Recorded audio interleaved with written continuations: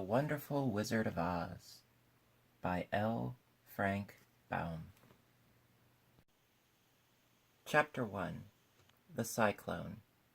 Dorothy lived in the midst of the great Kansas prairies with Uncle Henry, who was a farmer, and Aunt Em, who was the farmer's wife. Their house was small, for the lumber to build it had to be carried by wagon many miles. There were 4 walls, a floor, and a roof, which made one room, and this room contained a rusty-looking cooking stove, a cupboard for the dishes, a table, 3 or 4 chairs, and the beds. Uncle Henry and Aunt Em had a big bed in one corner, and Dorothy had a little bed in another corner. There was no garret at all, and no cellar, except a small hole dug in the ground, called a cyclone cellar, where the family could go in case one of those great whirlwinds arose, mighty enough to crush any building in its path. It was reached by a trap door in the middle of the floor, from which a ladder led down into the small dark hole.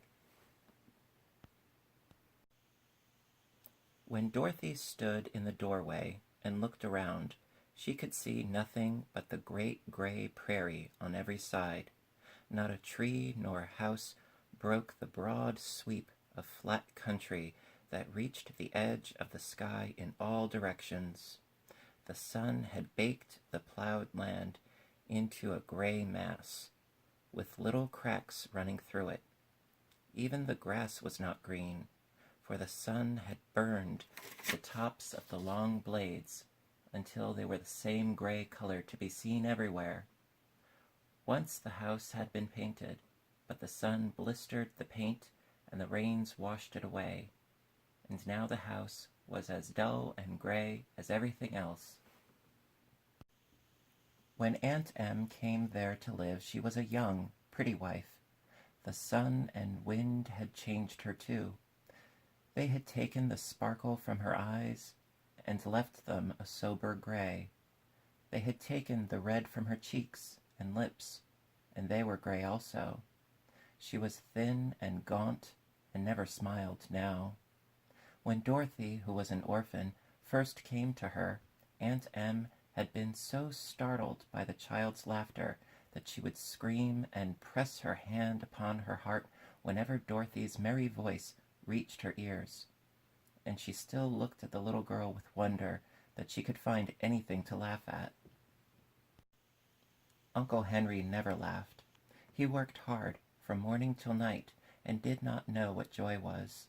He was gray also, from his long beard to his rough boots, and he looked stern and solemn and rarely spoke. It was Toto that made Dorothy laugh and saved her from growing as gray as her other surroundings. Toto was not gray. He was a little black dog with long silky hair and small black eyes that twinkled merrily on either side of his funny wee nose. Toto played all day long, and Dorothy played with him and loved him dearly. Today, however, they were not playing. Uncle Henry sat upon the doorstep and looked anxiously at the sky, which was even grayer than usual. Dorothy stood in the door with Toto in her arms and looked at the sky too. Aunt Em was washing the dishes. From the far north they heard a low wail of the wind, and Uncle Henry and Dorothy could see where the long grass bowed in waves before the coming storm. There now came a sharp whistling in the air from the south, and as they turned their eyes that way, they saw ripples in the grass coming from that direction also. Suddenly, Uncle Henry stood up. "There's a cyclone comin', Em," he called to his wife. "I'll go look after the stock." Then he ran towards the sheds where the cows and horses were kept. Aunt Em dropped her work and came to the door. One glance told her of the danger close at hand. "Quick, Dorothy!" she screamed. "Run for the cellar!" Toto jumped out of Dorothy's arms and hid under the bed, and the girls started to get him. Aunt Em, badly frightened, threw open the trap door in the floor and climbed down the ladder into the small dark hole. Dorothy caught Toto at last and started to follow her aunt. When she was halfway across the room, there came a great shriek from the wind, and the house shook so hard that she lost her footing and sat down suddenly upon the floor. A strange thing then happened. The house whirled around 2 or 3 times and rose slowly through the air. Dorothy felt as if she were going up in a balloon. The north and south winds met where the house stood and made it the exact center of the cyclone.